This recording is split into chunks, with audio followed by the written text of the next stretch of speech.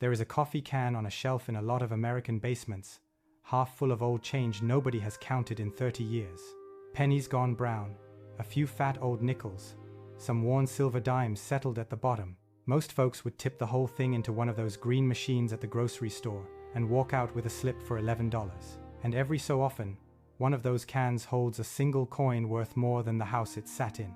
15 coins tonight. Some have crossed the auction block for hundreds, a few for hundreds of thousands, and the one nearly every one of you already has, sitting in a jar or a drawer right now, is waiting at number 1.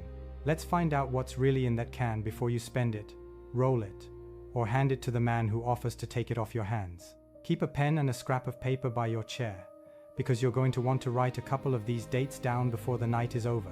A quick word before we start. This is general information to help you identify and enjoy your coins, not a formal appraisal. Values move with condition, the market, and the day. Anything you believe is valuable, have it looked at in person before you sell it. Here's the truth most folks never hear. With a coin, value does not live in how old it is or how worn it looks. It lives in the date, the little mint mark, and whether some small thing went wrong at the mint the day it was struck. A dull, ugly coin can be worth a fortune, and a bright, shiny one can be worth its face and nothing more. So let me be honest with you, the way a real dealer would. My name is Walter Ashford. For 40 years, I've bought and sold at estate sales, farm auctions, and house clearances across the Midwest. And I'm a dealer, not a certified appraiser, and that is exactly why I'll tell you the plain truth. You've seen the headlines that say, a penny is worth $1 million. Almost all of them are nonsense. But a handful are real, and a few of the real ones could genuinely be in your change tonight. I'll tell you which is which, and I won't dress up the rest. The name on the front is the story they tell you. The mark on the bottom is the truth. Turn it over. Read the bottom.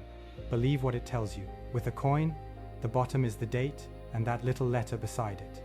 Here's why this matters. For most of the last century, change was just change. Nobody set aside the wheat pennies or checked the dimes. It got spent, rolled, dropped behind couch cushions, and swept into cans. If you were told years ago that old coins are worth face value and not a penny more, that was not carelessness on your part. Nobody ever taught you which date to stop and look at. Tonight, somebody will. Number 15. The 1943 cent.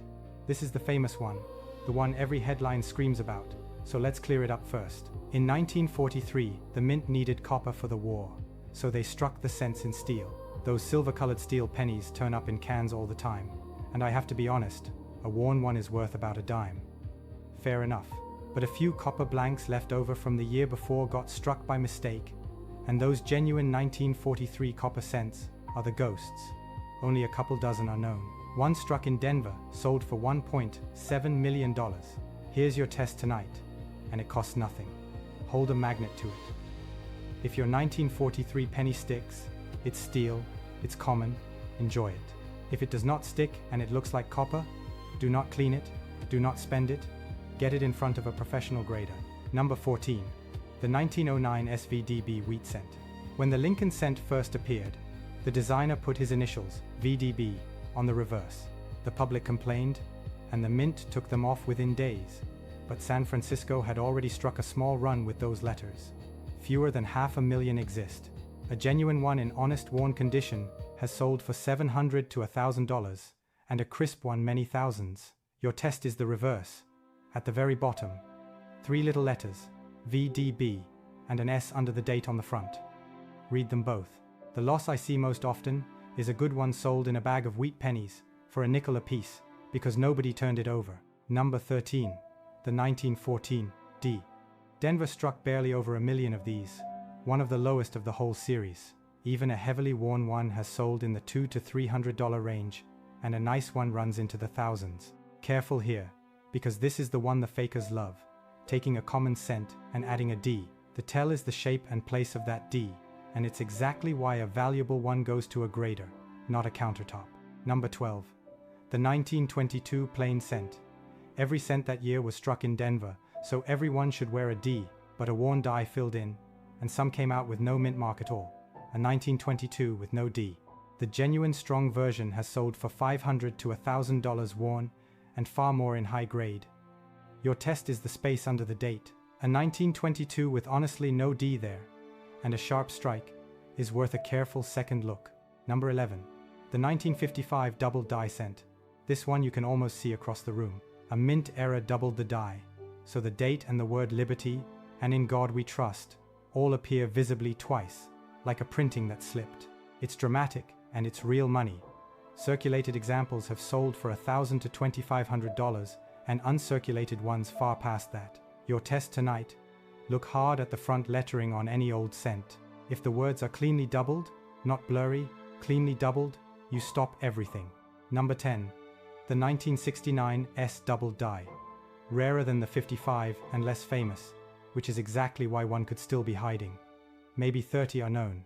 One sold through a major auction house for $126,500. Same test. The front lettering doubled, with an S mint mark. Now, most doubling people bring me is what we call machine doubling. Worthless.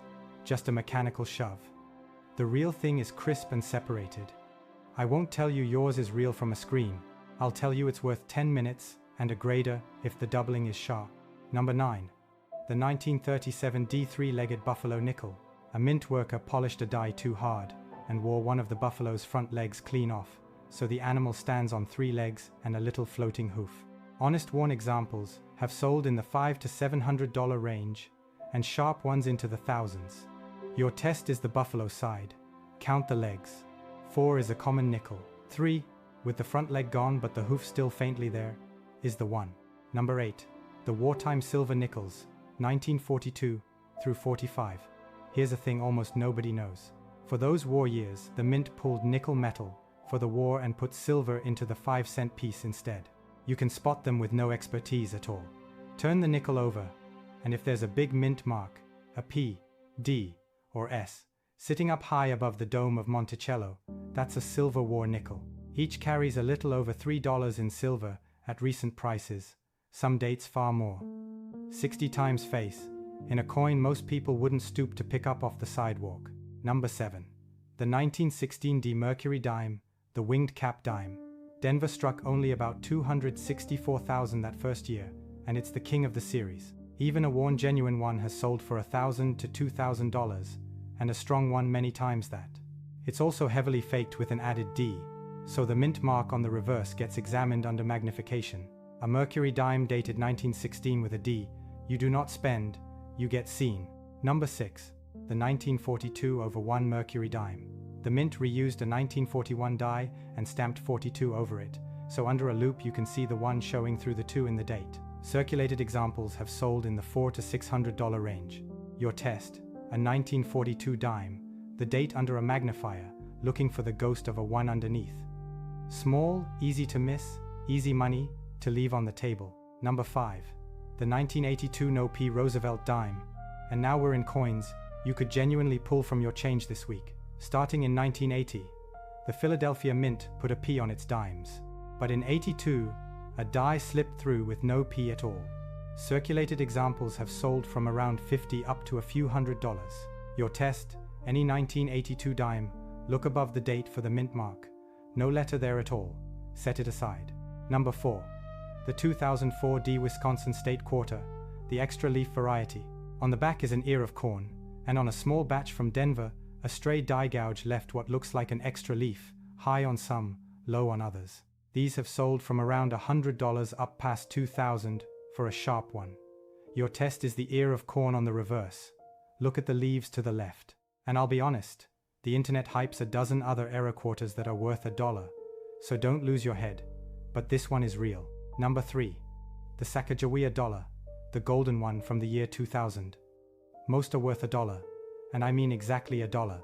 But at the very start, the mint sent a small number out inside boxes of Cheerios cereal as a promotion, and those early ones have a sharper, more detailed eagle tail on the back. Genuine Cheerios dollars have sold from around $900 to over $11,000. Your test is the eagle's tail feathers, deeply detailed lines on the Cheerios strike. It takes a good eye and a comparison photo, but it's out there in coffee cans. Number 2. The Kennedy half dollars. People squirreled these away by the roll after 1963, which is lucky because the 1964 Kennedy is 90% silver and the 1965 through 70 halves are 40% silver. At recent prices, the 64 carries around $20 in silver, the 40% ones around $8, before you ever ask if the date is scarce. Your test, any Kennedy half, read the date. 64 is the silver one. 65 through 70 is part silver, and any of them beats the 50 cents on the front many times over. And number 1, the coin nearly every single one of you already owns without thinking about it. Any dime, quarter, or half dollar dated 1964 or earlier is 90% silver. In 1965, the mint switched to copper and nickel, and the music stopped. So in that coffee can, in that change jar, in the bottom of your mother's purse in the closet, the older dimes and quarters that feel a little heavier and don't have that copper stripe on the edge are real silver.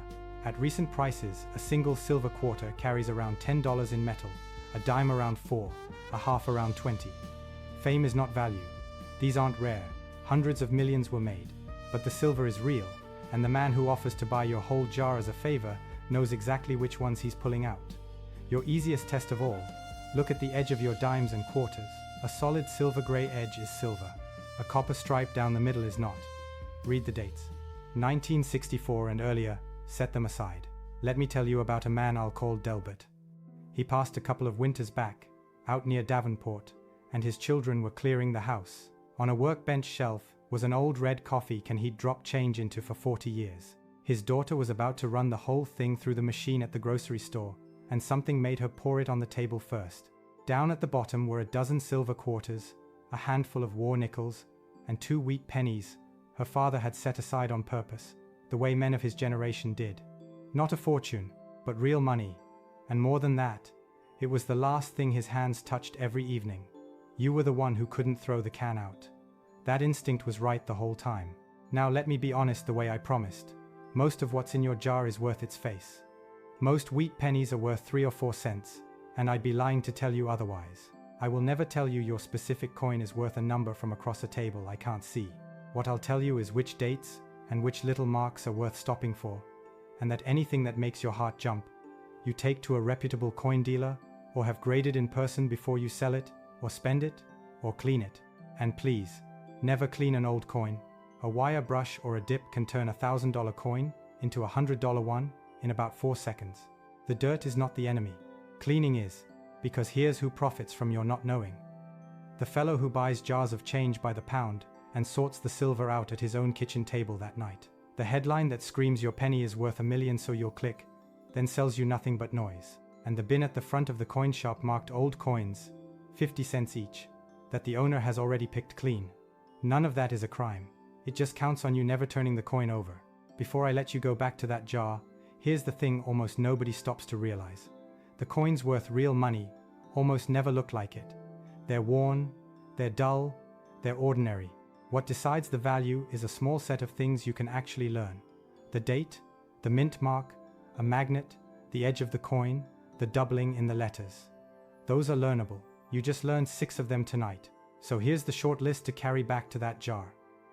Any dime, quarter, or half dollar dated 1964 or before, silver. A big mint mark up over Monticello on a war year nickel, silver.